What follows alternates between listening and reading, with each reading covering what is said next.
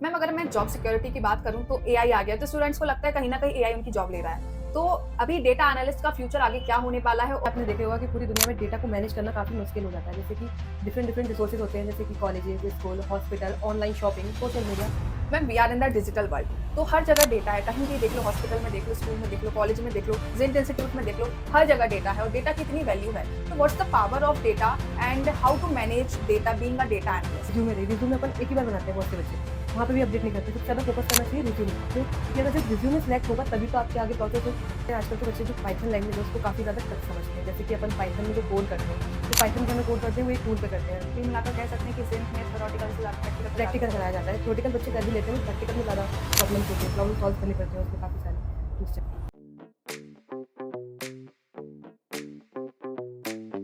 Hello everyone, welcome to our podcast जहां हम skills और करियर की दुनिया को एक्सप्लोर करते हैं। आज हम एक ऐसे प्रोफेशन के बारे में बात करने जा रहे हैं जो हर कंपनी की डेटा का बैकबोन बन चुका है, डेटा एनालिटिक्स। और इस पर बात करने के लिए मिस अनिका मैम हैं। मैम पहले तो आप मुझे ये बताइए कि ज़ेड इंस्टीट्यूट के स्टूडेंट्स को ये पता होना चाहिए कि what's the difference between data scientist and data analytics, क्योंकि मोस्ट ऑफ द स्टूडेंट्स इन चीज़ों में कंफ्यूज ज़्यादातर रहते हैं। ऑफ कोर्स, जैसे डेटा साइंस और डेटा एनालिसिस में काफ़ी सब्जेक्ट सेम होते हैं, बट जो अपना डेटा साइंस होता है उसमें Python, Excel, SQL and Power BI आता है। बट पाइथन के अंदर अपनी और सारी चीज़ें आ जाती हैं, जैसे कि मशीन लर्निंग, डीप लर्निंग। उसमें जैसे मशीन लर्निंग, डीप लर्निंग, ये सब प्रोग्रामिंग लैंग्वेज है, तो डेटा साइंस में अपना प्रोग्रामिंग लैंग्वेज आ जाता है। देन जो डेटा एनालिसिस है उसमें प्रोग्रामिंग लैंग्वेज होती है बट कम होती है। उसमें भी ये टूल्स यूज़ होते हैं, जैसे कि Python, Excel, SQL and Power BI. Z institute के जो फैकल्टीज हैं मैम, वो ज़्यादातर चीज़ों को कवर करते हैं, जो अपडेटेड चीज़ें हैं उनको भी कवर करते हैं। आपने अभी टूल्स के बारे में डिस्कस किया था, एज वी डिस्कस। तो जो एज अ बिगिनर स्टूडेंट है तो उसको कौन सा पहले टूल सीखना चाहिए और क्यों? एक्सेल अपन को पहले सीखना चाहिए, इसलिए क्योंकि एक्सेल में अपन डेटा बनाते हैं। जब उसको स्टूडेंट को यही नहीं पता होगा कि डेटा होता क्या है, दिखता कैसा है, सबसे पहले अपन को डेटा की नॉलेज होनी चाहिए कि डेटा कौन सी फाइल में है, क्या है। उसके अकॉर्डिंग पहले अपन एक्सेल यूज़ करते हैं। देन उसके बाद अपन को एसक्यूएल यूज़ करना चाहिए। वाई? क्योंकि जब डेटाबेस होता है, वो अगर जो पूरा एक्सेल का डेटा है उसे मैनेज कैसे किया जाता है, देन वो अपना एसक्यूएल पे यूज़ होता है। देन उसके बाद अपन को प्रोग्रामिंग सीखनी चाहिए पाइथन। पाइथन में अपन कोड्स करेंगे, प्रोजेक्ट्स करेंगे। देन उसके बाद जो रिजल्ट निकलेगा वो अपन पावर बीआई से यूज़ कर सकते हैं। पावर बीआई लास्ट टूल सिखा सकते हैं, बट उसमें विजुअलाइजेशन वगैरह होते हैं, डैशबोर्ड क्रिएशन होता है, पैटर्न होता है, उसके अकॉर्डिंग वो यूज़ करते हैं। मैम आजकल हम देखते हैं कि रियल वर्ल्ड में डेटा एनालिस्ट को काफ़ी प्रॉब्लम फेस करनी पड़ती हैं।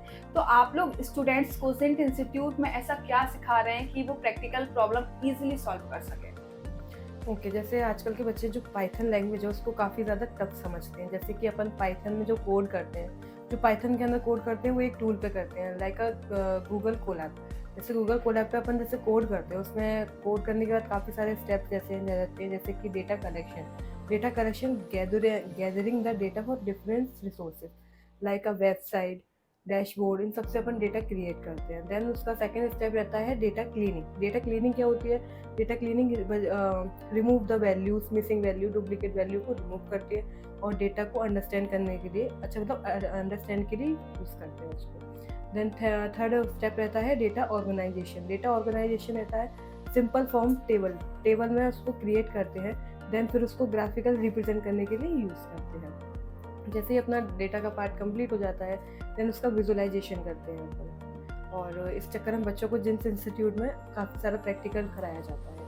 तो मतलब कुल मिलाकर कह सकते हैं कि ज़ेड में थ्योरेटिकल से ज़्यादा प्रैक्टिकल कराया जाता है। थ्योरेटिकल बच्चे कर भी लेते हैं, बट प्रैक्टिकल में ज़्यादा प्रॉब्लम्स होती हैं, प्रॉब्लम सॉल्व करनी पड़ती है उसमें काफ़ी सारी। उस चक्कर में जैसे कि प्रैक्टिकल अपन करते हैं, प्रैक्टिकल नॉलेज के साथ साथ अपन सॉफ्ट स्किल्स में भी फोकस करते हैं, जैसे कि अपना रिज्यूमे बनाना, लिंक्डइन पे प्रोफाइल बनाना। बच्चे प्रोफाइल बना लेते हैं लिंक्डइन पर, कभी उसको अपडेट नहीं करते हैं। और जैसे कि रिज्यूमे अपन एक ही बार बनाते हैं, बहुत से बच्चे वहाँ पे भी अपडेट नहीं करते। सबसे ज़्यादा फोकस करना चाहिए रिज्यूमे पे। क्यों? क्योंकि अगर जब रिज्यूमे सिलेक्ट होगा तभी तो आपके आगे प्रोसेस होगी। और जैसे आपकी लिंक्डइन प्रोफाइल अच्छी होगी, गिटअप पे आपकी प्रोफाइल अच्छी होगी, naukri.com पे अच्छी होगी, यहाँ पर हम सॉफ्ट स्किल के साथ साथ अगर इन सब की प्रोफाइल भी अगर अच्छी बनाएंगे तो प्लेसमेंट के चांसेस और ज़्यादा बढ़ जाएंगे। डेफिनेटली प्लेसमेंट के चांसेस तो जब बढ़ेंगे जब आपकी प्रोफाइल अच्छी होगी। जब profile ma'am we are in the digital world, तो हर जगह डेटा है, कहीं भी देख लो, हॉस्पिटल में देख लो, स्कूल में देख लो, कॉलेज में देख लो, जिंट इंस्टीट्यूट में देख लो, हर जगह डेटा है और डेटा की इतनी वैल्यू है। तो what's the power of data and how to manage data being a data analyst? Of course, जैसे कि आपने देखे होगा कि पूरी दुनिया में डेटा को मैनेज करना काफ़ी मुश्किल हो जाता है। जैसे कि डिफरेंट रिसोर्सेज होते हैं, जैसे कि colleges, school, hospital, online shopping, social media, चाहे यूज़र मोबाइल फ़ोन्स, सब जगह डेटा का यूज़ होता है। बट इतना बड़ा डेटा है, उसको मैनेज करने के लिए किस चीज़ का यूज़ करना चाहिए और then क्यों यूज़ करना चाहिए। जैसे इन सब में से मैंने आपको बताया था, डेटा एनालिसिस सबसे पावरफुल टूल है पावर BI। जैसे पावर BI अपन को क्या यूज़ करते हैं, डैशबोर्ड क्रिएट करते हैं अपन उसमें, कि विजुअलाइजेशन दिखाते हैं उसका कि कौन सा, जैसे लाइक एग्जांपल ले लो ऑनलाइन शॉपिंग। जैसे अपन कोई भी ऑनलाइन शॉपिंग करते हैं तो उसकी रीसेल वैल्यू कितनी ज़्यादा अप जा रही है, कौन से मंथ में कौन सा डेटा अपन ने यूज़ किया है, इसलिए उसको यूज़ करते हैं पावर BI के थ्रू। जब विजुअलाइजेशन होता है, ग्राफिक फॉर्म में होता है, पैटर्न फॉर्म में होता है, तो उससे अपन को पता चलता है कि कौन सी मार्केट अप गई है, कौन सी डाउन गई है। इसलिए अपन पावर BI का यूज़ करते हैं। इसलिए शायद कहते हैं कि कंपनी हाँ, के डिसीजन मेकिंग डेटा में किस चीज़ में यूज़ हो रहा है, अपन को डेटा कहाँ यूज़ हो रहा है वो देखना चाहिए। मैम, अगर मैं जॉब सिक्योरिटी की बात करूं तो एआई आ गया, तो स्टूडेंट्स को लगता है कहीं ना कहीं एआई उनकी जॉब ले रहा है। तो अभी डेटा एनालिस्ट का फ्यूचर आगे क्या होने वाला है और इसमें एआई का क्या रोल हो सकता है? जो डेटा एनालिस्ट का फ्यूचर है वो आगे बहुत ज़्यादा ब्राइट है, क्योंकि डेटा कभी ख़त्म नहीं हो सकता। हर चीज़ में अपन डेटा का यूज़ करते हैं। जैसे आगे वाली चीज़ टेक्नोलॉजी है, वो डेटा तो हर जगह यूज़ होता है। जैसे कि मेरा पर्सनल एक्सपीरियंस है, जैसे वेब डेवलपमेंट मैंने किया हुआ है। आजकल वेब डेवलपमेंट पहले बहुत ज़्यादा ट्रेंड में था फ्रंट एंड से, बट आजकल एआई आ गया है। एआई क्या करता है, 1 मिनट में एक प्रॉम्प्ट डालते हैं, वो पूरी की पूरी आपको वेबसाइट बना के दे देता है। इसलिए वेब डेवलपमेंट का क्रेज़ कम हो गया। और जैसे रहा कि डेटा एनालिसिस के लिए अपना क्रेज़ ज़्यादा है, क्योंकि हर चीज़ में डेटा यूज़ होता है, उसका विजुअलाइजेशन यूज़ होता है।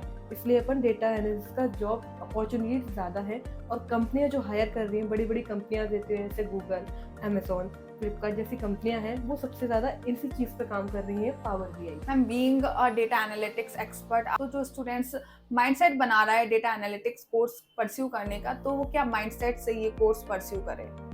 ऑफकोर्स माइंडसेट इसलिए सही है क्योंकि जो सबसे पहले इसकी जो ग्रोथ है आगे चल के बढ़नी है टेक्नोलॉजी वाली, इसलिए वो डेटा एनालिस्ट ज़्यादा चूज़ कर रहा है। बट सबसे ज़्यादा जो स्टूडेंट होता है वो उसके साथ साथ देखता है कि उसको सैलरी कितनी मिलेगी, तो वो सैलरी के ऊपर भी डिपेंड होता है। देन जो उसकी बिगनर सैलरी होती है वो 12 LPA होती है, देन उसकी जो एडवांस सैलरी होती है वो 20 LPA तक जाती है। इसलिए ज़्यादा बच्चा सैलरी तो देखता ही देखता है, देन नॉलेज भी देखता है कि उसको समझ आ रहा है कि नहीं आ रहा, तो वो इसलिए ये कोर्स चूज़ करता है। डेफिनेटली। और अगर मैं कोई एक सक्सेस स्टोरी जानना चाहूँ, किसी स्टूडेंट की सक्सेस स्टोरी डेटा एनालिटिक्स के फील्ड में, तो आप शेयर करना चाहेंगी? मेरी एक फ्रेंड है, उसने नहीं डेटा एनालिस्ट का कोर्स किया था, देन उसने ग्वालियर से ही किया था, बट वो पावर BI में इतनी एक्सपर्ट थी, आज उसका पैकेज 20 LPA अबव कर चुका है। Thank you so much ma'am for giving us your precious time. तो आज हमारे साथ अनिका मैम थी। आप लोग भी डेटा एनालिटिक कोर्स परस्यू करना चाहते हो तो इस पॉडकास्ट के बाद वो आपका ये सारे डाउट्स क्लियर हो गए रिगार्डिंग योर कोर्स।